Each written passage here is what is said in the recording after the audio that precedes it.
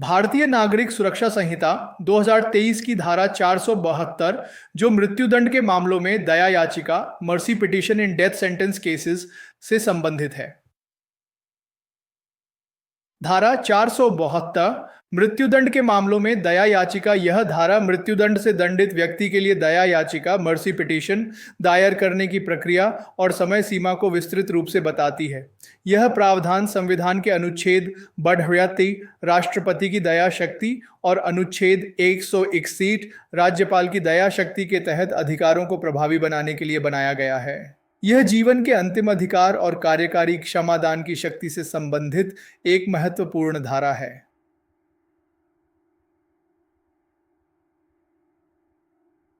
Act दया याचिका दायर करने की प्रारंभिक समय सीमा। अंत 1 मृत्युदंड के दंड के अधीन कोई दोषी कन्विक्ट या उसका कानूनी वारिस या कोई अन्य संबंधी यदि उसने पहले से ही दया याचिका प्रस्तुत नहीं की है तो संविधान के अनुच्छेद 72 के अधीन भारत के राष्ट्रपति के समक्ष या अनुच्छेद 161 के अधीन राज्य के राज्यपाल के समक्ष निम्नलिखित में से किसी भी तारीख से 30 दिनों की अवधि के भीतर दया याचिका दायर कर सकता है। जिस तारीख को जेल का अधीक्षक आए उसे उच्चतम न्यायालय द्वारा अपील, पुनरीक्षण या विशेष अनुमति याचिका की बर्खास्तगी के बारे में सूचित करता है, या आई उसे उच्च न्यायालय द्वारा मृत्युदंड की पुष्टि की तारीख और उच्चतम न्यायालय में अपील या विशेष अनुमति दायर करने के लिए अनुमत समय समाप्त होने के बारे में सूचित करता है। सरल शब्दों में ओ कौन कर सकता है? मृत्युदंड पाने वाला दोषी व्यक्ति या उसका कानूनी वारिस या कोई अन्य संबंधी। ओ किसे संबोधित भारत के राष्ट्रपति अनुच्छेद 72 या राज्य के राज्यपाल अनुच्छेद 168। ओ समय सीमा 30 दिनों के भीतर। ओ कब से गिनती? इन 30 दिनों की गिनती तब से होगी जब जेल अधीक्षक दोषी को निम्न में से किसी एक बात की सूचना देता है। आई सुप्रीम कोर्ट का अंतिम फैसला, सुप्रीम कोर्ट द्वारा उसकी अपील, पुनरीक्षण, रिव्यू या विशेष अनुमति याचिका SLP खारिज कर दी गई है। हाई कोर्ट की पुष्टि के बाद सुप्रीम कोर्ट में अपील का समय समाप्त। हाई कोर्ट ने मृत्युदंड की पुष्टि कर दी है और सुप्रीम कोर्ट में अपील या SLP दायर करने की समय सीमा भी समाप्त हो चुकी है। महत्व: यह दया याचिका दायर करने के लिए एक स्पष्ट और सीमित समय सीमा निर्धारित करता है जिससे प्रक्रिया में अनावश्यक देरी न हो। तो राज्यपाल के बाद राष्ट्रपति के समक्ष याचिका 2 उपधारा 1 के अधीन याचिका प्रारंभ में राज्यपाल को की जा सकती है और राज्यपाल द्वारा उसके अस्वीकृत या निपटाए जाने पर याचिका ऐसी याचिका के अस्वीकृत या निपटाए जाने की तारीख से 60 दिनों की अवधि के भीतर राष्ट्रपति को की जाएगी। सरल शब्दों में ओ पहले याचिका राज्यपाल को दी जा सकती है। और यदि राज्यपाल उस याचिका को खारिज कर देता है या उस पर निर्णय ले लेता है तो दोषी व्यक्ति राज्यपाल के निर्णय की तारीख से 60 दिनों के भीतर राष्ट्रपति को दया याचिका दायर कर सकता है। महत्व: यह दया याचिका की प्रक्रिया में एक क्रमिकता स्थापित करता है जिससे पहले राज्य स्तर पर कार्यकारी समीक्षा हो सके।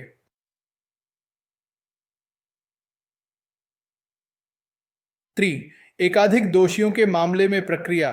3 जेल का अधीक्षक या जेल का प्रभारी अधिकारी यह सुनिश्चित करेगा कि यदि किसी मामले में एक से अधिक दोषी है तो प्रत्येक दोषी भी 60 दिनों की अवधि के भीतर दया याचिका दायर करे और अन्य दोषियों से ऐसी याचिका प्राप्त न होने पर जेल का अधीक्षक केंद्रीय सरकार या राज्य सरकार को विचार के लिए अन्य दोषियों के नाम, पते, मामले के रिकॉर्ड की प्रति और मामले के अन्य सभी विवरण उक्त दया याचिका के साथ भेजेगा। सरल शब्दों में ओ अधीक्षक का कर्तव्य: जेल अधीक्षक यह सुनिश्चित करेगा कि यदि एक ही मामले में कई लोगों को मृत्युदंड मिला है तो सभी दोषी 60 दिनों के भीतर अपनी दया याचिका दायर करें। ओ याचिका न मिलने पर यदि कुछ दोषियों की याचिकाएं 60 दिनों में नहीं आती हैं तो अधीक्षक को उन दोषियों के नाम, पते, केस रिकॉर्ड और अन्य विवरण केंद्रीय सरकार या राज्य सरकार को भेजने होंगे ताकि उनकी दया याचिकाओं पर भले ही वे सीधे दायर न की गई हों, विचार किया जा सके, विशेषकर यदि अन्य दोषियों ने याचिका दायर की है। महत्व: यह प्रावधान यह सुनिश्चित करता है कि न्याय के हित में यदि एक ही मामले में कई दोषियों को मृत्युदंड मिला है, तो उनकी याचिकाओं पर एक साथ विचार किया जाए, भले ही सभी ने व्यक्तिगत रूप से याचिका दायर न की हो। यह न्यायिक अनिश्चितता और भेदभाव से बचने में मदद करता है। 4. केंद्र सरकार द्वारा दया याचिका का निपटारा। 4. केंद्रीय सरकार दया याचिका प्राप्त होने पर राज्य सरकार की टिप्पणियां मांगेगी और मामले के रिकॉर्ड के साथ याचिका पर विचार करेगी, और राज्य सरकार की टिप्पणियों और जेल अधीक्षक से रिकॉर्ड प्राप्त होने की तारीख से 60 दिनों की अवधि के भीतर राष्ट्रपति को सिफारिशें करेगी, जितनी जल्दी हो सके। सरल शब्दों में, जब केंद्र सरकार राष्ट्रपति को भेजने के लिए दया याचिका प्राप्त करती है, वह पहले राज्य सरकार से उस मामले पर टिप्पणी मांगेगी। राज्य सरकार की टिप्पणियां और जेल से रिकॉर्ड मिलने के 60 दिनों के भीतर केंद्र सरकार मामले के रिकॉर्ड के साथ याचिका पर विचार करेगी और राष्ट्रपति को अपनी सिफारिशें भेजेगी। महत्व: यह दया याचिका प्रक्रिया में पारदर्शिता और जवाबदेही सुनिश्चित करता है। विभिन्न कार्यकारी स्तरों से जानकारी एकत्र करके राष्ट्रपति को सूचित निर्णय लेने में मदद करता है। यह समयबद्धता पर भी जोर देता है। 5. राष्ट्रपति द्वारा निर्णय। 5. राष्ट्रपति दया याचिका पर विचार कर सकता है, निर्णय ले सकता है और उसका निपटारा कर सकता है, और यदि किसी मामले में एक से अधिक दोषी हैं, तो न्याय के हित में याचिकाएं राष्ट्रपति द्वारा एक साथ निपटा जाएंगी। सरल शब्दों में, राष्ट्रपति के पास दया याचिका पर विचार करने, निर्णय लेने और उसे निपटाने की शक्ति है। यदि एक ही मामले में कई दोषियों की याचिकाएं हैं, तो राष्ट्रपति न्याय सुनिश्चित करने के लिए उन सभी याचिकाओं पर एक साथ निर्णय लेंगे। महत्व: यह सुनिश्चित करता है कि सहदोषियों के मामलों में कोई विसंगति न हो और दया शक्ति का प्रयोग न्याय संगत तरीके से किया जाए। राष्ट्रपति के आदेश का संचार। 6. दया याचिका पर राष्ट्रपति का आदेश प्राप्त होने पर केंद्रीय सरकार 48 घंटों के भीतर उसे राज्य सरकार के गृह विभाग और जेल के अधीक्षक या जेल के प्रभारी अधिकारी को सूचित करेगी। सरल शब्दों में, राष्ट्रपति का दया याचिका पर निर्णय आते ही केंद्र सरकार को 48 घंटे के भीतर, यानी बहुत जल्दी, इसकी सूचना 1. संबंधित राज्य सरकार के गृह विभाग को, 2. और जेल अधीक्षक को देनी होगी। महत्व: यह सुनिश्चित करता है कि राष्ट्रपति के महत्वपूर्ण निर्णय को तुरंत संबंधित अधिकारियों तक पहुंचाया जाए, ताकि आवश्यक कार्रवाई जैसे निष्पादन को रोकना या आगे बढ़ाना की जा सके। न्यायिक समीक्षा का अभाव।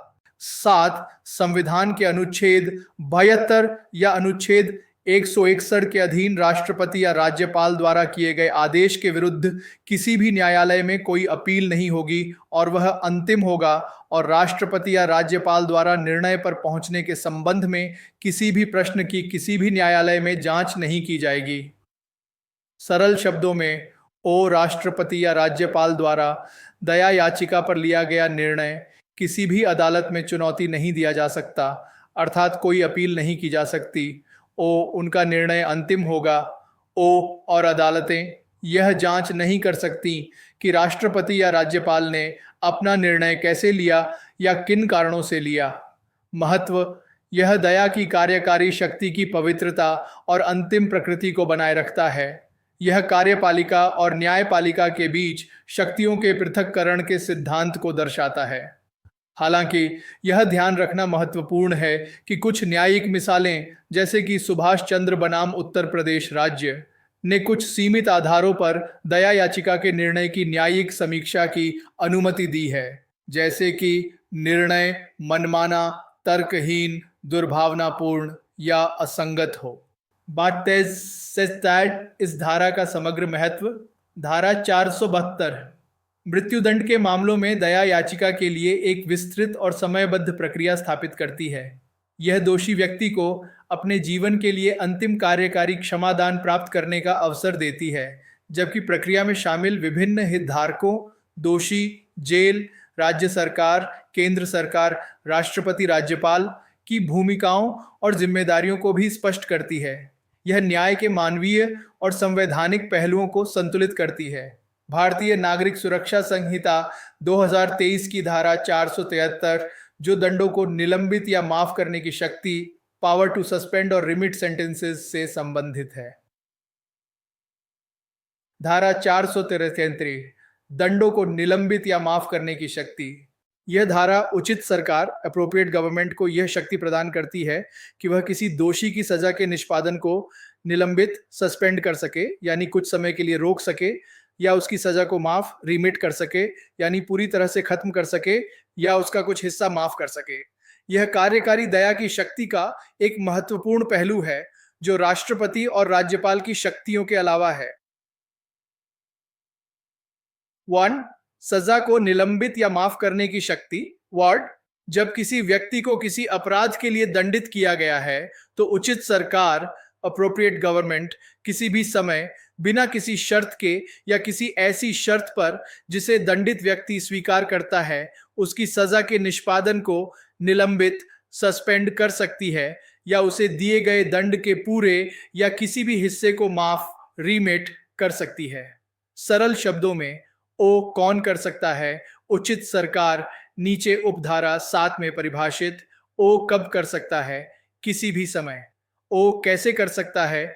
बिना शर्त, सजा को बिना किसी शर्त के निलंबित या माफ कर सकता है। शर्तों के साथ, ऐसी शर्तों पर भी कर सकता है जिन्हें दोषी व्यक्ति स्वीकार करता है। उदाहरण के लिए, अच्छे व्यवहार की शर्त या समुदाय सेवा की शर्त। वो क्या कर सकता है? निलंबित, सस्पेंड, सजा को कुछ समय के लिए रोक सकता है, जैसे कुछ समय के लिए जेल से बाहर रहने की अनुमति देना। माफ, रिमिट, सजा की पूरी अवधि को खत्म कर सकता है या सजा के एक हिस्से को माफ कर सकता है, जैसे 10 साल की सजा को 5 साल में बदलना। महत्व, यह सरकार को विशेष परिस्थितियों में, जैसे मानवीय आधार पर या जब दोषी का व्यवहार सुधर गया हो, कार्यकारी दया का प्रयोग करने की शक्ति देता है। 2. न्यायाधीश की राय और रिकॉर्ड। 2. जब भी सजा के निलंबन या माफी के लिए उचित सरकार को कोई आवेदन किया जाता है तो उचित सरकार उस न्यायालय के पीठासीन न्यायाधीश, प्रिजाइडिंग जज से जिसके समक्ष या जिसके द्वारा दोष सिद्धि हुई थी या पुष्ट हुई थी, अपनी राय बताने की अपेक्षा कर सकती है कि क्या आवेदन स्वीकार किया जाना चाहिए या अस्वीकृत किया जाना चाहिए। साथ ही ऐसी राय के लिए अपने कारण भी और ऐसी राय के विवरण के साथ विचारण के रिकॉर्ड की एक प्रमाणित प्रति या ऐसे रिकॉर्ड का जो भी मौजूद हो उसे भी अग्रेषित करने की अपेक्षा कर सकती है। सरल शब्दों में, ओ जब दया या निलंबन के लिए आवेदन आता है तो उचित सरकार उस जज से राय मांग सकती है जिसने सजा सुनाई या उसकी पुष्टि की। ओ जज को अपनी राय के साथ उसके कारण भी बताने होंगे कि आवेदन स्वीकार किया जाए या न किया जाए। ओ जज को मुकदमे के रिकॉर्ड की प्रमाणित कॉपी भी भेजनी होगी।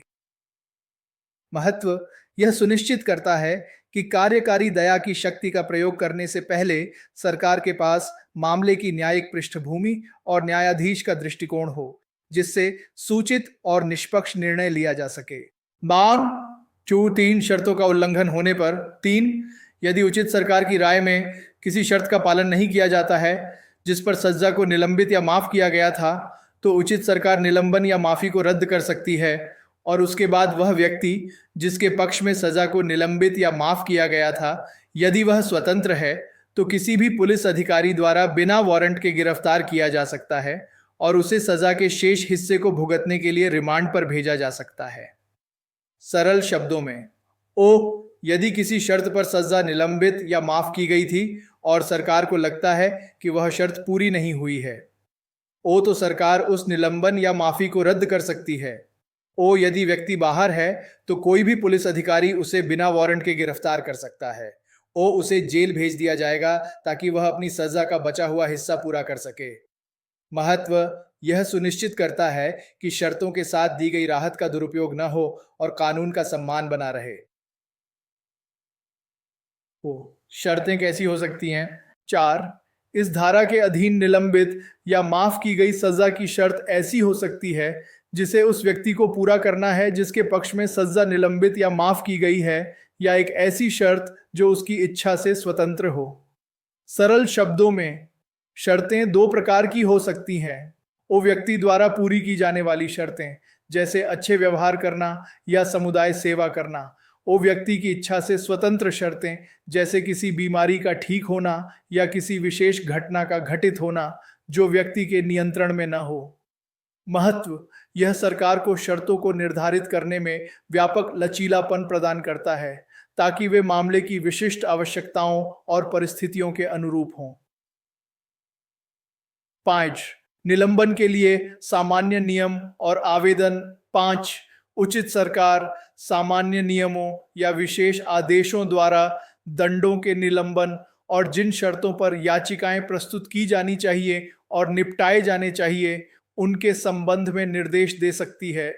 परंतु 18 वर्ष से अधिक आयु के व्यक्ति पर पारित किसी भी दंड, जुर्माने के दंड के अलावा के मामले में दंडित व्यक्ति द्वारा या उसकी ओर से किसी अन्य व्यक्ति द्वारा ऐसी कोई याचिका तब तक स्वीकार नहीं की जाएगी जब तक दंडित व्यक्ति जेल में न हो, और जहां ऐसी याचिका दंडित व्यक्ति द्वारा की जाती है वह जेल के प्रभारी अधिकारी के माध्यम से प्रस्तुत की जाती है, या जहां ऐसी याचिका किसी अन्य व्यक्ति द्वारा की जाती है उसमें यह घोषणा शामिल हो कि दंडित व्यक्ति जेल में है।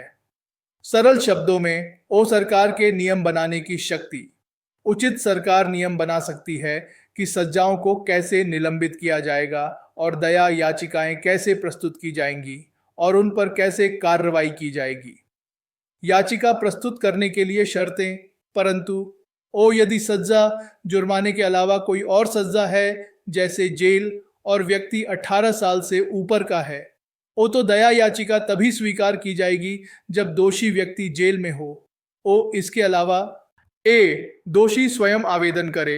यदि दोषी स्वयं आवेदन कर रहा है तो उसे यह जेल के प्रभारी अधिकारी, जेलर, के माध्यम से प्रस्तुत करना होगा। कोई और आवेदन करे। यदि कोई और व्यक्ति दोषी की ओर से आवेदन कर रहा है तो आवेदन में स्पष्ट रूप से लिखा होना चाहिए कि दोषी जेल में है। महत्व: यह प्रक्रिया को सुव्यवस्थित करता है और यह सुनिश्चित करता है कि राहत के लिए आवेदन करने वाला व्यक्ति वास्तव में जेल में बंद हो, जिससे फर्जी या अनावश्यक याचिकाओं पर रोक लगती है। 6, अन्य आदेशों पर भी लागू। 6, उपरोक्त उपधाराओं के प्रावधान इस संहिता के या किसी अन्य कानून के किसी भी धारा के अधीन आपराधिक न्यायालय द्वारा पारित किसी भी आदेश पर भी लागू होंगे जो किसी व्यक्ति की स्वतंत्रता को प्रतिबंधित करता है या उस पर या उसकी संपत्ति पर कोई दायित्व थोपता है। सरल शब्दों में, दया या निलंबन की ये शक्तियां न केवल कारावास की सजाओं पर लागू होती हैं, बल्कि आपराधिक न्यायालय द्वारा पारित किसी भी ऐसे आदेश पर भी लागू होती हैं जो किसी व्यक्ति की स्वतंत्रता को कम करता है या उस पर या उसकी संपत्ति पर कोई वित्तीय या अन्य दायित्व डालता है। महत्व: यह इस शक्ति के दायरे को बढ़ाता है जिससे सरकार विभिन्न प्रकार के न्यायिक आदेशों, जैसे कुछ प्रतिबंधात्मक आदेश या मौद्रिक दायित्व, में भी राहत दे सके। 7, उचित सरकार की परिभाषा। 7, इस धारा में और धारा 474 में उचित सरकार, अप्रोप्रिएट गवर्नमेंट, अभिव्यक्ति का अर्थ है उन मामलों में जहां दंड संघ की कार्यकारी शक्ति के अधीन किसी मामले से संबंधित कानून के विरुद्ध एक अपराध के लिए है, या उपधारा 6 में निर्दिष्ट आदेश ऐसे कानून के अधीन पारित किया गया है, केंद्रीय सरकार। अन्य मामलों में उस राज्य की सरकार जिसके भीतर अपराधी को दंडित किया गया है या उक्त आदेश पारित किया गया है। सरल शब्दों में, उचित सरकार कौन है, यह अपराध की प्रकृति पर निर्भर करता है। ओ अय केंद्रीय सरकार यदि अपराध ऐसे कानून के खिलाफ है जो केंद्र सरकार की कार्यकारी शक्ति के अधीन आता है, जैसे रेलवे अधिनियम, आयकर अधिनियम या केंद्रीय सूची के विषय। ओ बी राज्य सरकार अन्य सभी मामलों में वह राज्य सरकार जहां अपराधी को सजा सुनाई गई है या आदेश पारित किया गया है। महत्व: यह स्पष्ट रूप से परिभाषित करता है कि क्षमादान और निलंबन की शक्ति किस सरकारी स्तर, केंद्र या राज्य द्वारा प्रयोग की जाएगी, जिससे कोई भ्रम न हो। इस धारा का समग्र महत्व: धारा 473 उचित सरकार को न्यायिक प्रणाली में एक महत्वपूर्ण कार्यकारी दया और प्रबंधन उपकरण प्रदान करती है। यह सरकार को मानवीय, पुनर्वास संबंधी या प्रशासनिक आधार पर दंडों को निलंबित या माफ करने की अनुमति देती है, जबकि यह सुनिश्चित करती है कि ऐसा विवेकपूर्ण तरीके से और पारदर्शिता के साथ किया जाए। यह न्यायालय के निर्णयों और कार्यकारी दया के बीच एक महत्वपूर्ण कड़ी स्थापित करती है।